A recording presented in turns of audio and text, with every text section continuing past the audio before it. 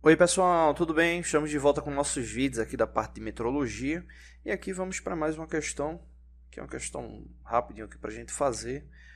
Um fabricante de móveis precisa reduzir o tamanho de uma mesa de madeira para atender a um pedido especial.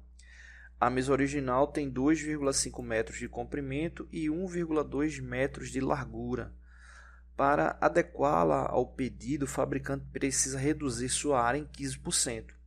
Se a redução for feita apenas no comprimento, qual será o novo comprimento da mesa, considerando que a largura permaneça inalterada? Beleza, então tem um valor aqui especificado, ele precisa reduzir, né? Só que no caso a largura não pode ser alterada, é só o comprimento, ou seja, só esse valor aqui que pode diminuir, né? E aí no caso tem que diminuir a área ali 15%. Então basicamente a gente tem lá uma mesa onde vai ter esse comprimento aqui com 2,5 metros, a largura com 1,2 metros, né? E aí no caso vai precisar reduzir, né, um certo valor ali do comprimento, onde esse valor reduzido significa que a área da mesa vai ter que ficar com menos 15%, né? Vou colocar aqui menos 15%. Então, aí bem tranquilo aí para resolver.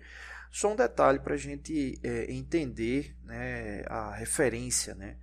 Como vai reduzir 15% da área, a gente precisa encontrar primeiro a área original, né? Então, para encontrar a área retangular, é só multiplicar ali esse comprimento pela largura, né? Então, vou colocar aqui, ó, a área. Vou colocar aqui a área 1. A área 1 vai ser igual a 2,5 multiplicado por 1,2. Né? Fazendo essa multiplicação, a gente vai chegar a 3 metros quadrados. Ou seja, a gente precisa reduzir 15% dessa área. Né? E aí, no caso, se a gente já fizer o cálculo da redução para saber quanto valor vai ficar, né, a gente pode fazer, né, aqui a subtração, né, ou seja, 3 metros quadrados menos 15%, né, vai dar igual a 2,55 metros quadrados. Né? Então, essa área de 2,55 é exatamente, né, o que a gente precisa encontrar. Né? Então, na calculadora aí dá para você fazer a subtração já direta aí da porcentagem, né? Mas aí se você quiser fazer um cálculo de proporção, né, basicamente você teria 3 metros igual a 100%, né? E aí você teria, como é menos 15%, 100 menos 15% dá 85%, e aí você poderia fazer aquela regra proporcional, né? Deixa eu montar aqui, ela ficaria 3 metros, estaria ali para 100%, e aí você teria x metros para 85%, né? Porque 85%, como a gente quer tirar 15%, 100% menos 15% vai dar 85%.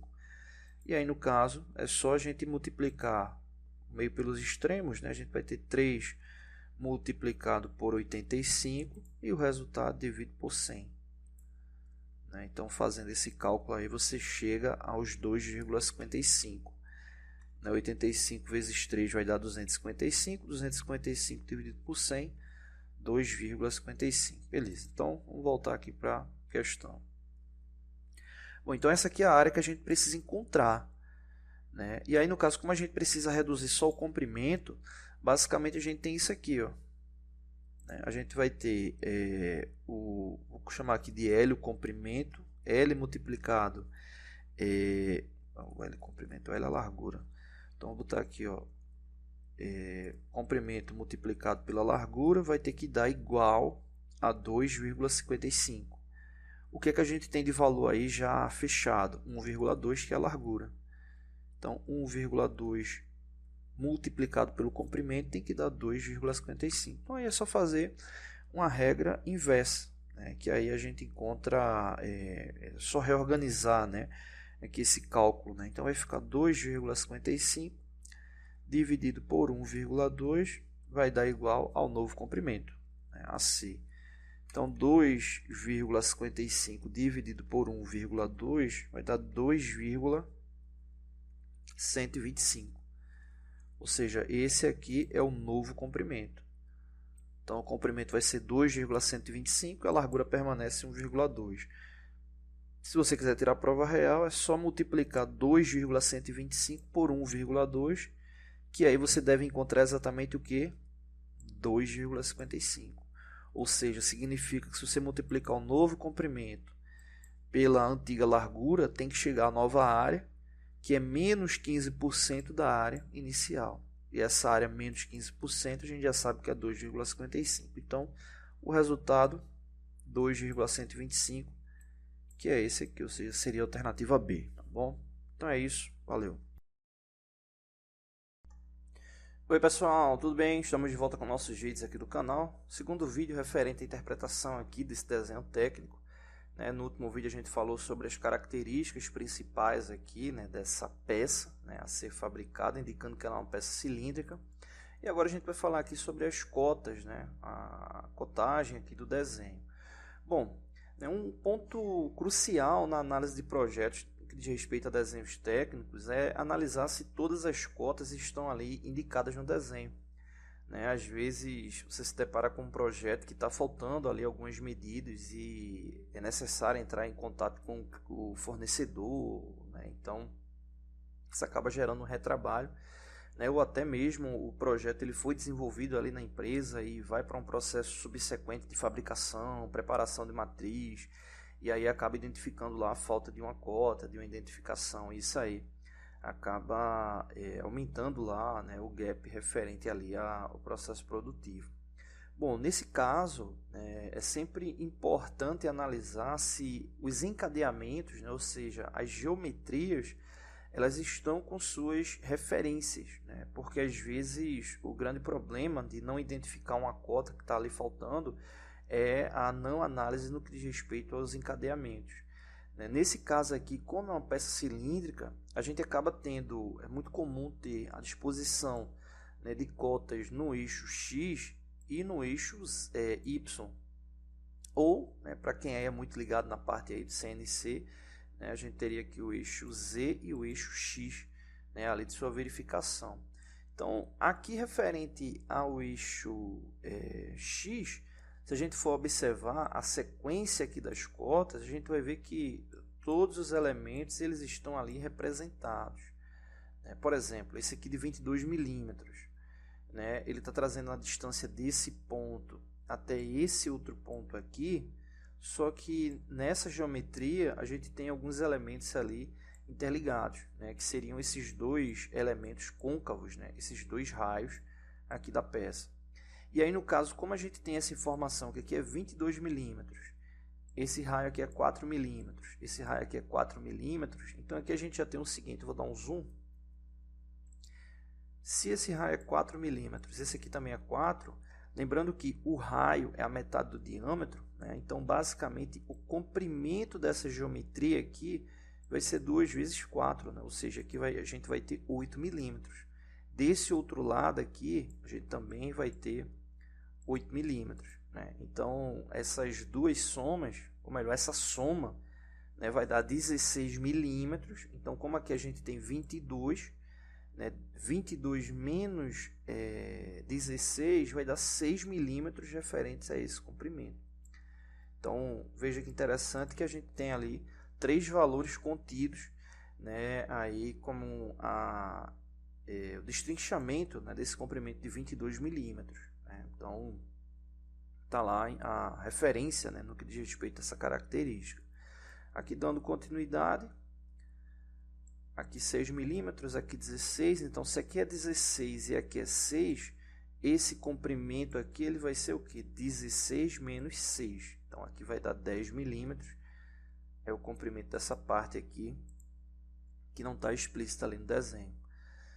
Dando continuidade, aqui tem 12 milímetros, aqui 10, aqui 8, aqui esse canal está identificando ali 3 milímetros, Quando acontece isso, de você ter uma variação que vem só uma informação, a simetria dele tem o mesmo comprimento, ou seja, aqui 3 milímetros, Aqui em cima tem a identificação dos 4 milímetros, então aí confirmando o que eu disse, 3 mais 4, 7, para chegar em 10, 3 milímetros, né? Ou seja, aqui também 3 milímetros. Aqui 8, esse canalzinho aqui menor está aqui em cima 2,5. E aí veja que interessante, está faltando esse comprimento aqui da peça. Para chegar a esse comprimento, o que a gente precisa fazer? Somar as cotas para chegar, somar as cotas e subtrair ali dos 102 milímetros, né? Basicamente a gente teria que somar 14 mais 22, né? Nesse caso aí vai dar 36, 36 mais 16 vai dar 52, aqui mais 12 milímetros, né? Aqui vai dar 36, 42, 52, aqui com 12 a gente vai para 64, 74, com 8 vai para 82, aí aqui tem 2,5, né? Ou seja, vai para 84,5, e aí a gente teria 102 menos 84,5, né? Que representa exatamente esse comprimento, né? Aí da peça que está faltando, né? Nesse caso aí daria 15,5 mais 2, 17,5, né? Então a gente teria ali o comprimento de 17,5 milímetros, que seria esse comprimento aqui indicativo, seria esse comprimento aqui. Eu vou pegar aqui pela cota, deixa eu pegar aqui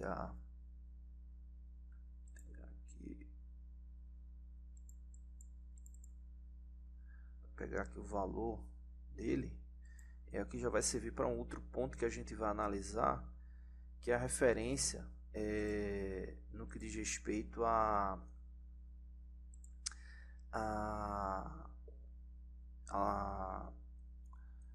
escala, fugiu o nome da mente agora, escala. Então, por exemplo, aqui, ó, peguei o comprimento, observa que ele está mostrando aqui o 35, né? A gente fez aquela conta, né, toda que somou esses números, e aí deu 17,5. Aí por que aqui tem 35?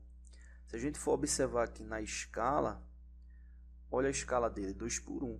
Ou seja, ele está numa escala de ampliação, 2 vezes o tamanho real do desenho, né? Então, se é 2 vezes o tamanho real do desenho, esse valor de 35 aqui ele está correto, né? Fazendo a medição real ali no desenho, né? Mas quando é para a fabricação da peça, o comprimento que deve ser considerado é o comprimento que a gente acabou de analisar de 17,5.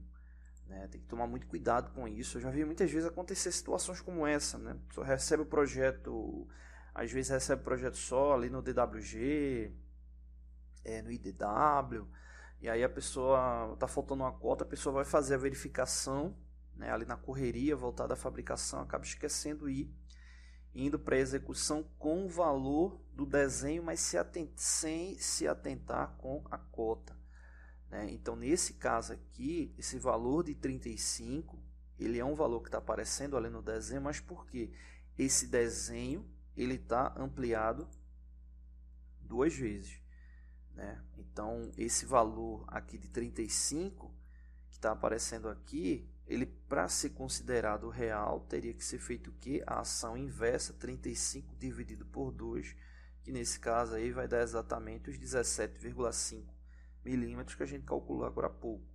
Então, só para finalizar, todas as cotas no que diz respeito à parte longitudinal estão ali no desenho. Né? Tem um chanfre aqui de 2 por 2. Né? No próximo vídeo a gente fala até mais sobre os chanfres. E no que diz respeito aos diâmetros, né? Todos os diâmetros estão ali contidos, né? No desenho. Né? Falta essa identificação aqui explícita, mas ela tem ali no desenho. E aí no próximo vídeo a gente fala sobre isso, sobre o raio e sobre o chanfre, tá bom? Então é isso, não deixe de se inscrever no canal, vídeos novos todos os dias. Valeu! Oi pessoal, tudo bem? Estamos de volta com nossos vídeos aqui do canal, né? Mais um vídeo referente à parte de projetos mecânicos, né? A parte de interpretação do desenho. A gente vem fazendo análise aqui desse desenho. E no último vídeo a gente tinha comentado que a gente iria falar sobre a questão do chanfre, né? A interpretação do chanfre e o que diz respeito a esse diâmetro que está aqui vinculado com o raio. Vamos primeiro falar sobre a questão do chanfre. É muito comum, né, os chanfros, né, que é exatamente a quebra dessas arestas, serem representadas com essa indicação, né, um número vezes o próprio número, né? Então, exemplo, nesse caso aqui é 2 por 2, mas poderia ser 1 por 1, 3 por 3, 0,5 por 0,5, né? São bem comuns esses valores. Isso representa o que na prática? Eu vou dar um zoom aqui. Aqui basicamente a gente tem uma relação, a gente tem um triângulo retângulo, né? Seria uma relação aqui de um triângulo retângulo, né? Esse triângulo que está representando aqui, ele é um triângulo isósceles, né? Ou seja, esse lado é igual a esse, e é exatamente esse ponto que a gente tem ali como referência. Por quê? Esse cateto ele tem 2 milímetros e esse outro cateto também tem 2 milímetros. É daí de onde vem a referência 2 por 2. Ou seja, é essa referência que ele tem ali de base. Beleza, mas além disso, né, essa característica aqui desse triângulo nos traz a seguinte informação. Esse ângulo aqui é um ângulo reto, ou seja, 90 graus, mas os dois ângulos que aparecem aqui vinculados aos catetos, né, e à hipotenusa, eles têm 45 graus. Né? Então, isso é super importante, principalmente para quê? Quando se vai preparar, por exemplo, uma ferramenta para usinar essa parte aqui do chanfro. Né? Então, normalmente em uma usinagem convencional, o ângulo, né, ali da ferramenta, né, acaba sendo um ângulo de 90 graus.